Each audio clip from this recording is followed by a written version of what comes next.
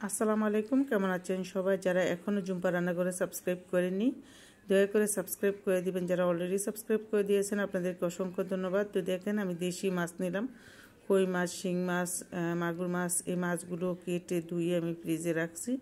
আর কিছু মাছ দিয়ে আমি এই রান্নাটা করব আজকে। বেগুন আর মিষ্টি কুমড়া নিলাম, এদিকে বড়ি নিলাম। এই বড়িটা হচ্ছে কুমড়ার বড়ি।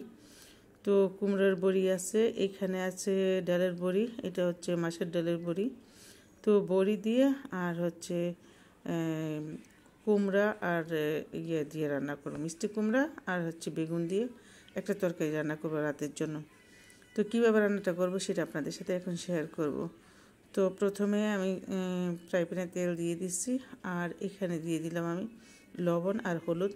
আর কুমড়ার বড়ি দুই পদেরই দিলাম, দুইটাতে একটু একটু করে নিলাম। আর এই বড়িগুলো ধুয়ে তারপরে তেলে ছেড়ে দিলাম। এখন নেড়ে চেড়ে করার ভিতরে এগুলো একটু ভেজে নিব। তো ভাজা হয়ে গেছে, এখন উঠাই নেব। আর এভাবে একটু তেলে ভেজে নিলে কিন্তু খেতে অনেক ভালো লাগে। আর এখানে তেলটার ভিতরে আবার একটু হলুদের গুঁড়া দিয়ে দিলাম। আর এই যে মিষ্টি কুমড়া আর বেগুন একসাথে দিয়ে দিলাম, সাথে একটু লবণ দিয়ে দিলাম, দিয়ে এটাও তেলে ভেজে নিব।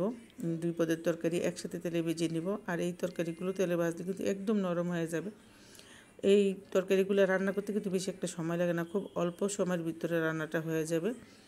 তো হ্যাঁ, ইনশাল্লাহ। তো এইদিকে আবার আমি যে চুলায় অল্প একটু তেল দিয়ে আর একটু কালি জিরা দিয়ে তারপরে পেঁয়াজ, হলুদের গুঁড়া, মরিচের গুঁড়া, ধনিয়ার গুঁড়া 1/2 চা চামচ করে দিয়ে তারপরে মশলাটা একটু পানি দিয়ে কষিয়ে নিছি। আর এখন এই যে ভাজা বেগুন আর বড়িগুলা দিয়ে দিলাম। তো দিয়ে নেড়ে চেড়ে আমি একটু কষিয়ে নিতেছি। আর কষানোর পরে জলের পানিটা দিয়ে দিতেছি। তো ভালোভাবে কষিয়ে নিতে হয়। তো আমি কষিয়ে তারপর জলের পানিটা দিয়ে দিলাম পরিমাণ মতো। আর একটু নেড়ে চেড়ে তারপরে এই যে একটু মাছ দিয়ে দিলাম।